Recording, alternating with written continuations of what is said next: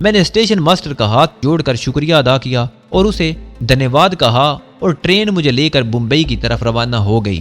یہ بھی کافی لمبا سفر تھا۔ راستے میں کئی مقامات پر ٹرین بدلنی پڑی۔ رائفل اور گولیوں کی بیلٹ اب بھی میرے پاس تھی۔ مجھے خوب معلوم تھا کہ ابھی ایک اہم ترین اور خطرناک مشن میرے سامنے ہے، یعنی ممبئی میں اپنے خفیہ ایجنٹ حکیم سلیمان شاہ سے ملنے کے بعد مجھے بڑودہ اور احمد آباد کے درمیانی جنگلات پر واقع پرانے قلعے کے کھنڈرات سے اغوا شدہ پاکستانی سائنسدان ڈاکٹر افریدی اور اس کی جوان سال بیٹی نورین کو برآمد کر کے پاکستان پہنچانا ہے، اور اس مہم میں مجھے اس رائفل کی اشد ضرورت تھی۔ چنانچہ میں رائفل کو اپنے سے الگ نہیں کرنا چاہتا تھا۔ ٹرین میں مرہٹے مسافر مجھ سے رائفل کے بارے میں سوال کرتے تو میں تامل اور گجراتی ہندی زبان میں انہیں یہی جواب دیتا کہ میں شکاری ہوں۔ وہ بڑے حیران ہوتے کیونکہ ایک دھرمچاری اور وشنو کا پجاری شکار کا تو تصور بھی نہیں کر سکتا تھا، لیکن میں انہیں یہ کہہ کر چپ کرا دیتا کہ میں برہمو سماج کا آچاری ہوں جو گوشت بھی کھاتے ہیں اور مرغی بھی مارتے ہیں۔ بہرحال خدا کر کے میرا یہ اذیت ناک سفر ختم ہوا، اور ایک روز جب کہ دن ابھی نکلا ہی تھا، ٹرین بھارت کے سب سے خوبصورت عروس البلاد ممبئی شہر کے عظیم الشان ریلوے اسٹیشن میں داخل ہوئی۔ اس شہر میں پہلے بھی آوارہ گردی کر چکا تھا، میرے لیے یہ کوئی شہر نیا نہیں تھا۔ نیک دل مرہٹے اسٹیشن ماسٹر نے مجھے کچھ پیسے بھی دیے تھے، جن میں سے میرے پاس صرف 300 روپے ہی باقی بچے تھے۔ ریلوے اسٹیشن سے باہر نکل کر میں نے ایک وکٹوریا والے سے چرنی روڈ جانے کو کہا۔ اس نے کہا، آچاریہ جی 5 روپے لوں گا۔ میں ممبئی کے بوری بندر ریلوے اسٹیشن پر اترا تھا اور یہاں سے چرنی روڈ کافی دور تھا۔ 5 روپے کرایہ زیادہ نہیں تھا، لیکن میرے پاس صرف 3 روپے تھے۔ میں یہ بھی مناسب نہیں سمجھتا تھا کہ وکٹوریا والے کو یہ پتا چلے کہ میں چرنی روڈ پر حکیم سلیمان شاہ کے متب پر گیا ہوں۔ میں نے کہا کہ مجھے چرنی روڈ سے پیچھے اتار دینا، میں 3 روپے دوں گا۔ وہ راضی ہو گیا۔ راستے میں مجھ سے پوچھنے لگا کہ آچاریہ جی تو جیون ہتیا نہیں کرتے، پھر آپ یہ بندوق کس لیے اٹھائے پھر رہے ہیں؟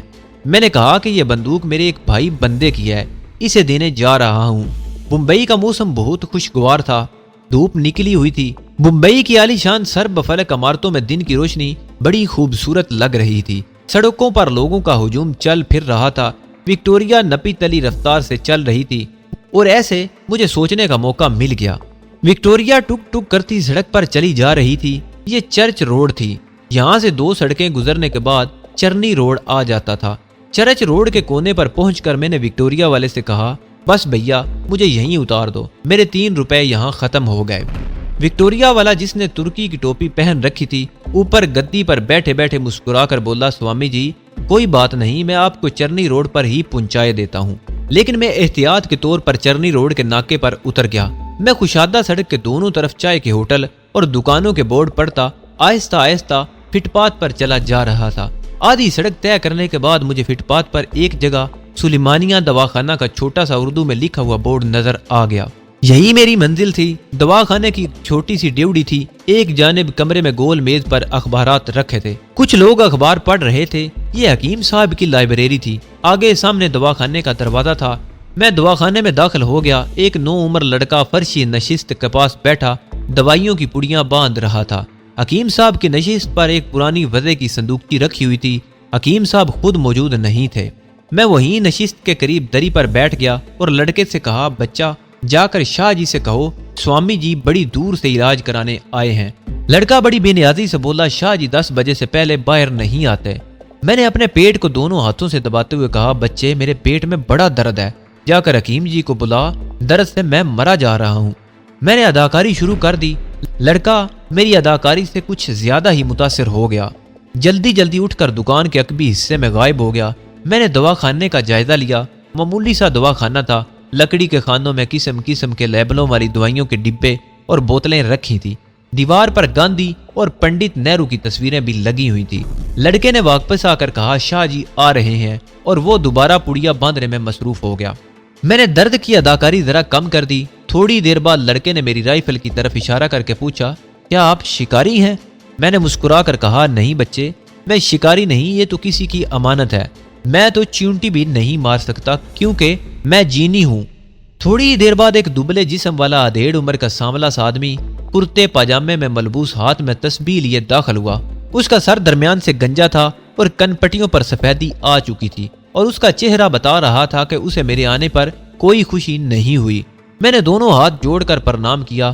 حکیم جی صندوقچی کے پیچھے بیٹھ گئے اور ناگواری سے بولے، سوامی جی میں دن 10 بجے دکان پر آتا ہوں، باہر بورڈ پر لکھا بھی ہوا ہے، گجراتی میں بھی اور ہندی میں بھی، اردو میں بھی، کہیے آپ کو کیا تکلیف ہے؟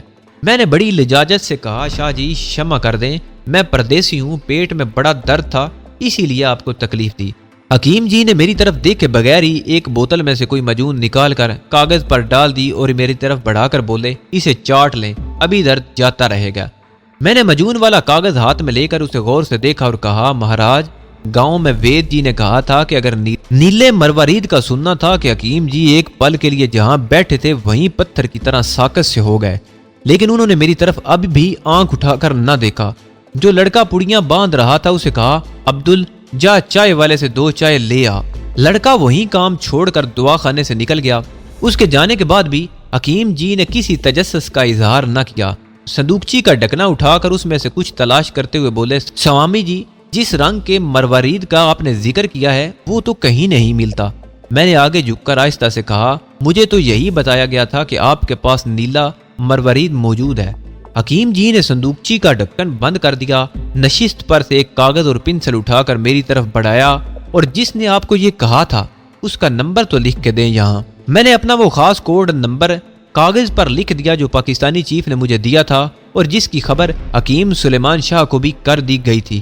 کاغذ پر نمبر پڑھتے ہی حکیم جی نے کاغذ پھاڑ کر پرزے کر کے ٹوکری میں پھینک دیا اور اٹھتے ہوئے بولے، میرے ساتھ آؤ۔ وہ مجھے دعا خانے کے پیچھے ایک چھوٹے سے کمرے میں لے گئے جہاں دیوار کے ساتھ مدھم سا بلب جل رہا تھا اور ایک پلنگ پر میلا سا بچھونا بچھا تھا۔ میز پر ٹائم پیس، اخبار، ایک رسالہ، مجون کی شیشی، چمچ اور گلاس پڑا تھا۔ ایک پرانی سی کرسی پلنگ کی پائنتی کے قریب ہی رکھی ہوئی تھی۔ حکیم جی نے اندر آتے ہی دروازہ بند کر دیا، مجھے کرسی پر بیٹھنے کا اشارہ کیا اور خود پلنگ پر بیٹھ گئے اور بولے، اس کا نام کیا تھا جس نے تمہیں میرے پاس نیلا مروارید لینے کے لیے بھیجا ہے؟ امجد، میں نے آہستہ سے کہا۔ یہ حکیم جی کا آخری امتحان تھا۔ اس کے بعد وہ مطمئن سے نظر آنے لگے۔ مجھے رائفل اور گولیوں کی پیٹی کونے میں رکھنے کو کہا۔ اتنے میں لڑکا چائے کے 2 کپ لے آیا۔ اس کے آنے کی آہٹ پاتے ہی حکیم جی نے میری نبض پکڑ لی۔ لڑکا چائے کے کپ رکھ کر چلا گیا۔ حکیم جی نے میری کلائی چھوڑ دی اور کہا، چائے پیو۔ کمرے میں خاموشی چھا گئی۔ حکیم چائے کا گھونٹ پی کر بولے، مجھے تمہارا انتظار تھا۔ میں نے انہیں بتایا کہ میں سوراشٹر اور مہاراشٹر کے پرخطر طویل دشوار گزار جنگلوں کا سفر کر کے ان کے پاس پہنچا ہوں۔ انہوں نے مجھے خاموش رہنے کا اشارہ کیا۔ چائے کا پیالہ تپائی پر رکھ کر اکٹھے دروازہ کھول کر باہر آ گئے۔ تھوڑی دیر بعد واپس آئے، دروازہ بند کیا، پلنگ پر بیٹھ گئے۔ چائے کا کپ اٹھایا، ایک گھونٹ بھرا اور سنجیدہ لہجے میں کہا، حالات نے نئی شکل اختیار کر لی ہے۔ میں سوالیہ انداز میں ان کی طرف دیکھنے لگا۔ وہ بولے، 2 روز ہوئے پاکستان سے چیف نے تمہارے لیے ایک نیا آرڈر بھیجا ہے، تمہیں کشمیر جانا ہوگا۔ میں نے کہا، لیکن مجھے تو ڈاکٹر فریدی اور اس کی بیٹی کو نکال کر پاکستان پہنچانا ہے۔ حکیم جی نے چائے کا کپ تپائی پر رکھ دیا، بند دروازے کی درد سے باہر جھانکا، پھر میری طرف منہ کر کے بولے، ڈاکٹر فریدی والا مشن کسی دوسرے ایجنٹ کے سپرد کر دیا گیا ہے۔ کشمیر مشن بہت ارجنٹ اور ہنگامی مشن ہے، اور تم چونکہ کمانڈو ہو اور پہلے بھی پٹھان کوٹ میں کامیاب آپریشن کر کے سر انجام دے چکی ہو، اسی لیے تمہیں خاص طور پر اس مشن پر بھیجا جا رہا ہے۔ کیا یہ کوئی ملٹری مشن ہے؟ میں نے سوال کیا۔ ہاں، یہ بڑا ہی سیکرٹ ہے اور اہم ارجنٹ فوجی مشن ہے۔ میں تمہیں اس کی ساری تفصیلات بتا دوں گا، لیکن پہلے تمہیں میرے اس بچھونے پر آرام کرنا ہوگا۔ تم سو جاؤ، اب تم اپنے آپ میری کوٹری سے باہر مت نکلنا۔ یہ کہہ کر حکیم جی دروازہ بند کر کے چلے گئے۔ نرم بچھونا ملا تو لیٹتے ہی مجھے نیند آ گئی۔ دوپہر کے 1 بجے حکیم جی نے آ کر مجھے جگایا۔ وہ میرے لیے کھانا تیار کر کے لائے تھے۔ بکرے کا گوشت اور روٹیاں تھی۔ میں نے خوب سیر ہو کر کھایا۔ حکیم جی نے مطلب کی کوئی بات نہ کی اور مجھے دوبارہ سلا دیا۔ اب آنکھ کھلی تو شام ہو چکی تھی۔ حکیم جی خود میرے لیے چائے لے آئے۔ اب بھی انہوں نے میرے سیکرٹ فوجی مشن کے بارے میں کوئی بات نہ کی۔ چائے پر وہ مجھ سے میری پرانی مہم کی تفصیلات سنتے رہے۔ جب رات ہو گئی تو انہوں نے میرے ساتھ کھانا کھایا اور کہا، میں دوا خانے میں سوؤں گا، تم اسی پلنگ پر آرام کرو، میں صبح کی نماز کے وقت آؤں گا۔ حکیم جی پھر چلے گئے۔ بتی انہوں نے جاتے ہوئے گل کر دی تھی۔ میں کچھ دیر اپنے نئے فوجی مشن کے بارے میں کیا سرائیاں کرتا رہا۔ ضرور کوئی بہت اہم مشن ہوگا۔ کشمیر میں دشمن کے کسی برگیڈ ہیڈ کوارٹر یا کسی اہم فوجی مورچے کو اڑانا ہوگا۔ پھر مجھے نیند آ گئی۔ پھر جب مجھے ہلا کر جگایا گیا تو باہر کسی مسجد سے اذان ہو رہی تھی۔ حکیم جی تسبیح لیے میرے پاس کھڑے تھے۔ اٹھو بیٹا، فجر کی نماز پڑھ لو، اذان ہو رہی ہے۔ میں نے وضو کیا اور تھوڑی دیر بعد ان کے ساتھ ہی دواخانے میں صبح کی نماز ادا کی۔ اس کے بعد حکیم جی مجھے اپنے کمرے میں لے آئے، دروازے کو اندر سے بند کر دیا۔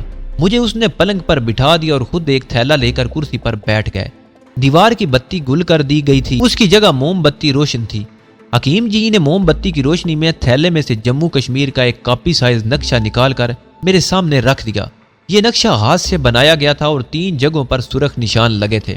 حکیم جی نے ایک سرخ نشان پر انگلی رکھی اور کہا، تمہیں اس جگہ پہنچنا ہے۔ آگے جن 2 جگہوں پر نشان بنے ہوئے ہیں وہ تمہارے ٹارگٹ ہیں، لیکن ان جگہوں تک وہ کمانڈو جوان تمہاری رہنمائی کریں گے جو تمہیں پہلے والے سرخ نشان کی جگہ پر ملیں گے۔ پہلے والے سرخ نشان کی جگہ کا نام جموں شہر تھا، جو کشمیر جاتے ہوئے بھارت کی ایک زبردست چھاونی تھی۔ حکیم جی نے مختصر مگر بڑے جامع الفاظ میں ایک ایک لفظ پر زور دے کر مجھے جو تفصیل بتائی وہ محض اتنی تھی کہ مجھے شیراں والی ماتا کے بھگت کے بیس میں ممبئی سے فوراً جموں کشمیر پہنچ کر باغ جوگیاں والے کے دروازے پر ایک جھونپڑی میں سنت ماتا داس سے ملنا ہوگا۔ سنت ماتا ہمارا اپنا آدمی ہے، وہ تمہیں نقشے والے دوسرے سرخ نشان تک لے جائے گا۔ اس کے بعد تمہیں جو کچھ کرنا ہوگا وہ تمہارا مشن ہوگا، اور اس مشن کے بارے میں تمہیں دوسرے سرخ نشان پر ملنے والے 2 کمانڈو بتائیں گے۔ مجھے صرف اتنا آرڈر ملا ہے کہ تمہیں یہاں سے جموں کشمیر شہر کے باغ جوگیاں والے تک پہنچانے میں تمہاری مدد کروں۔ میں نے پوچھا کہ کیا ہمیں اس مشن میں کسی فوجی قلعے بندی کو ہٹ کرنا ہوگا؟ اس کے جواب میں حکیم جی نے نقشہ واپس تھیلے میں ڈال کر تھیلے کو تپائی کے نیچے ایک خفیہ جگہ میں چھپا دیا اور بولے، میں کچھ نہیں جانتا، ساری تفصیل تمہیں وہ 2 کمانڈو بتائیں گے جو دوسرے سرخ نشان والی جگہ تمہیں ملیں گے۔ نقشے پر جو تیسرا سرخ نشان تم نے دیکھا ہے وہ تمہارا ٹارگٹ ہے۔ اب تم تیاری شروع کر دو۔ تم اس وقت جنوبی ہند کے ایک اچاری کے بیس میں ہو۔ تمہیں یہ حلیہ بدل کر جموں کی دیوی ماتا شیراں والی کے بھگت کا بیس اختیار کرنا ہوگا۔ تم امرتسر کی پنجابی بولو گے اور یہ ظاہر کرو گے کہ تم امرتسر سے ماتا شیراں والی کے درشن پر آئے تھے، اور اب درشن کرنے کے بعد جموں کے باغ جوگیاں والے میں اپنے دھرم بھائی سنت ماتا داس کے پاس ٹھہرے ہوئے ہو۔ اسی روز میں نے بڑی ہوئی داڑھی مونچھیں صاف کر دی، میرا سر بھی مونڈ دیا گیا، ماتھے پر سفید تلک کی لکیریں مٹا کر ماتا شیراں والی کا چندر یعنی کیسر کی 3 متوازی لکیریں ڈال دی گئیں۔ گلے میں ریٹھوں کی مالا ڈال دی گئی، جوگیا رنگ کی دھوتی اور اسی رنگ کا لمبا چوگا پہن لیا۔ حکیم جی کہیں میرے لیے ایک لوہے کی چھڑی لے آئے جس کے سرے پر ترشول بنا ہوا تھا۔ یہ سارا میک اپ حکیم جی کے بند کمرے میں ہی کیا گیا۔ حکیم جی نے میری رائفل اور گولیوں کی بیلٹ صندوق میں رکھ دی اور کہا، کشمیر کے مشن کی تکمیل کے بعد اگر تم زندہ بچے تو سیدھے میرے پاس آ جانا، یہ رائفل تمہاری امانت اسی صندوق میں رہے گی۔ اس کے بعد تمہیں یہ بتایا جائے گا کہ تمہارا اگلا مشن کیا ہے۔ اسی دوران میں اگر ہمارا آدمی پاکستانی سائنسدان اور اس کی بیٹی کو دشمن کے چنگل سے چھڑوانے میں کامیاب نہ ہوا تو پھر تمہیں اس مشن پر جانا ہوگا۔ اب تم سو جاؤ۔ ممبئی سینٹرل کے اسٹیشن سے پنجاب کو جانے والی گاڑی رات کے 8:30 بجے چھوٹتی ہے۔ میں تمہارے ساتھ نہیں جاؤں گا، تمہیں اکیلے ہی یہاں سے ریلوے اسٹیشن اور پھر اپنے ٹارگٹ کی طرف روانہ ہو جانا ہوگا۔ اب تم آرام کرو، ہو سکتا ہے تم جس مشن پر جا رہے ہو وہاں تمہیں کئی راتیں سونا نصیب نہ ہو۔ شام کے 7:30 بجے جب چرنی روڈ پر بتیاں روشن ہو گئی، حکیم جی نے اپنے کمرے میں ہی آ کر مجھے 500 روپے دیے اور کہا، اب تم خاموشی سے نکل جاؤ اور یہ یاد رکھنا کہ شیراں والی ماتا کے بھگت جے ہو ماتا کی، شیراں والی ماتا کی کا نعرہ لگایا کرتے رہنا۔ اچھا، خدا حافظ، تمہارا بھی خدا حافظ الناصر ہو۔ میری اور کروڑوں پاکستانیوں کی خاموش دعائیں تمہارے ساتھ ہیں۔ حکیم جی دروازہ کھول کر نکل گئے۔ میں نے آئینے میں اپنی شکل دیکھی۔ میں تامل ناڈو کے اچاریہ جی سے پنجاب کے پہاڑی علاقے کا سادھو بن گیا تھا۔ 500 روپے کا نوٹ اور سدھا نگری کا دیا ہوا سانپ کا منکا میں نے رومال میں لپیٹ کر اپنی کمر کے گرد باندھ لیا تھا۔ میرے پاؤں میں اوپر سے موٹی بند چپل تھی۔ مجھے کسی قسم کا ہتھیار رکھنے سے حکیم جی نے سختی سے منع کر دیا تھا۔ میں نے ہاتھ اٹھا کر خدا کے حضور اپنی اور اپنے پیارے وطن پاکستان کی سلامتی کی دعا مانگی اور کوٹری سے نکل آیا۔ دواخانے میں بتی جل رہی تھی۔ حکیم جی نے آنکھ اٹھائے بغیر ہاتھ کے اشارے سے خدا حافظ کا جواب دے دیا۔ میں دواخانے کی ڈیوڑی سے گزر کر چرنی روڈ پر آ گیا۔ اب مجھے کسی ٹیکسی کی ضرورت تھی۔ وکٹوریا بہت دیر لگا دیتی ہے۔ یہ 1971 کے بعد کا ممبئی تھا، ماڈرن اور ہر قسم کی جدید سہولتوں سے لیس۔ مجھے چرنی روڈ پر ایک ہی ٹیکسی مل گئی۔ سمنگٹن روڈ پر واقع بمبئی سینٹرل کا ریلوے اسٹیشن جگمگا رہا تھا، مسافروں کی ریل پیل لگی تھی۔ اسٹیشن کے باہر گول فوارے کے آس پاس موٹر کاریں، ویگنیں، اسکوٹر اور وکٹوریا بگیاں کھڑی تھی۔ میں نے ٹیکسی میں بیٹھے بیٹھے کمر بند میں سے 100 روپے کا نوٹ نکال لیا۔ ٹیکسی والے کے پاس ریز گاری نہیں تھی۔ بمبئی سے امرتسر کا ٹکٹ لے کر میں نے ٹیکسی والے کو کرایہ ادا کیا اور خود پلیٹ فارم پر آ گیا۔ ٹرین پنجاب میل تیار کھڑی تھی۔ 3rd کلاس کے ایک ڈبے میں مجھے بھی جگہ مل گئی۔ بھارت کے لوگ ویسے بھی بہت ضعیف الاعتقاد ہیں اور سادھو سنتوں کو کرنے والا سمجھ ان کی بڑی سیوا خدمت کرتے ہیں۔ ڈبے میں رش تھا مگر مسافروں نے ادھر ادھر ہٹ کر میرے لیے جگہ بنا دی۔ یہ بڑا لمبا سفر تھا۔ 1 گھنٹے بعد کلیان کا اسٹیشن آیا تو مجھے پوریاں، کچوریاں، لڈو برنی پیش کی گئی۔ امرتسر تک مسافر اترتے چڑھتے رہے لیکن میری خدمت جاری رہی۔ مجھے پلے سے 1 پائی بھی خرچ نہ کرنی پڑی۔ امرتسر پنجاب میل کا ٹرمینس تھا۔ یہاں پنجاب میل کا سفر ختم ہو گیا۔ مجھے یہاں سے براستہ پٹھان کوٹ جموں کے لیے گاڑی پکڑنی تھی۔ میں نے ریلوے ویٹنگ روم میں ہی غسل کیا، یہاں ایک بار پھر شیو بنوائی، سر منڈوایا اور رات ویٹنگ روم کے اندر ہی گزار دی۔ پنجاب میں موسم سرما شروع ہو گیا تھا، میرے پاس گرم کمبل نہیں تھا۔ سوچا جموں پہنچ کر خرید لوں گا۔ جموں توی ایکسپریس اگلے روز صبح 7:15 بجے امرتسر سے روانہ ہوتی تھی۔ ویٹنگ روم میں ٹھنڈ تھی، رات بھی مجھے سردی لگتی رہی۔ صبح صبح میں نہا دھو کر پلیٹ فارم پر آیا اور ایک بینچ پر سادھوؤں کی طرح آلتی پالتی مار کر بیٹھ گیا اور مالا کا جاپ کرنے لگا۔ تھوڑی دیر بعد میں جے ماتا شیراں والی کا نعرہ لگا دیتا۔ کچھ لوگ میرے سامنے پلیٹ فارم پر آ کر بیٹھ گئے۔ اس وقت صبح کے 6 بجے تھے۔ میری خدمت سیوا شروع ہو گئی۔ کوئی چائے لا رہا ہے تو کوئی پوری حلوہ لا رہا ہے۔ 6:30 بجے Jammu Tawi express plate form پر آ کر لگ گئی۔ میں اس میں سوار ہو گیا۔ میں سنسکرت اور تامل کے اشلوک کچھ ایسے اندازے میں پڑھ رہا تھا کہ لوگ میرے گرویدہ ہو گئے تھے۔ گاڑی ٹھیک 7:15 بجے جموں کی طرف روانہ ہو گئی۔ امرتسر کا محلہ شریف پورا گزر گیا جو تقسیم سے پہلے مسلمانوں کا قلعہ تھا، لیکن اب یہاں ہندو سکھ آباد تھے، لیکن اس کا نام ابھی تک شریف پورا ہی تھا۔ مجھے بے ساختہ اسمگلر کرونڈیا کا خیال آ گیا۔ یقیناً وہ آج بھی حال بازار والے اپنے ہوٹل کی گدی پر بیٹھا حساب کتاب کر رہا ہوگا اور اس کے ساتھ ہی اسمگلنگ میں مصروف ہوں گے۔ مجھے وہ تمام شب و روز یاد آ گئے جو کبھی میں نے یہاں بسر کیے تھے۔ ٹرین پٹھان کوٹ پہنچی تو ڈبے سے باہر نکلا۔ اس شہر کی چھاونی میں نے ایک پورے فوجی بریگیڈ کو تباہ کر دیا تھا۔ خطرہ تھا کہ کہیں وہ لوگ مجھے پہچان نہ لیں۔ حفظ ما تقدم کے طور پر میں ٹرین میں ہی بیٹھا رہا۔ یہاں سردی زیادہ ہو گئی تھی۔ یہاں سے گاڑی چلی تو 2 چھوٹے اسٹیشنوں پر رکنے کے بعد جموں میں پہنچ گئی۔ راستے میں مجھے ایک جگہ ریلوے لائن کے قریب سڑک پر فوجی کانوائے بھی گزرتا نظر آیا تھا۔ جموں کشمیر کا دروازہ تھا۔ یہاں بہت بڑی چھاونی تھی اور حفاظتی انتظامات اور چیکنگ بڑی سخت تھی۔ بھارت کے لوگوں کو بھی کشمیر جانے کے لیے یہاں خصوصی طور پر پرمٹ دکھانے پڑتے تھے۔ جگہ جگہ CID کے آدمی پھر رہے تھے۔ یہ سب کچھ مجھے بتا دیا گیا تھا۔ میں بھی دوسرے مسافروں کے ساتھ پلیٹ فارم پر اتر آیا۔ میں نے یہاں جے ماتا شیراں والی کا نعرہ لگانے سے پرہیز ہی کیا۔ میں خواہ مخواہ CID والوں کی توجہ اپنی طرف مرکوز نہیں کرانا چاہتا تھا۔ پہاڑی مقام ہونے کی وجہ سے یہاں کافی ٹھنڈ تھی، مجھے سردی لگنے لگی۔ میں جموں شہر میں پہلی بار داخل ہو رہا تھا اور شہر کے پرانے طرز کے بازار میں کافی رش تھا۔ میں پرانے کپڑوں کی ایک دکان میں گھس گیا، ایک کمبل خریدنا چاہتا تھا۔ دکاندار نے مجھے ماتا کا بھگت دیکھ کر کمبل کی قیمت لینے سے انکار کر دیا۔ میں نے بھی اصرار نہ کیا۔ اسی دکان میں ایک سوکھا لمبا تڑنگا آدمی لمبی گرم صدری پہنے بیٹھا سگریٹ پیتے ہوئے میری طرف غور سے دیکھ رہا تھا۔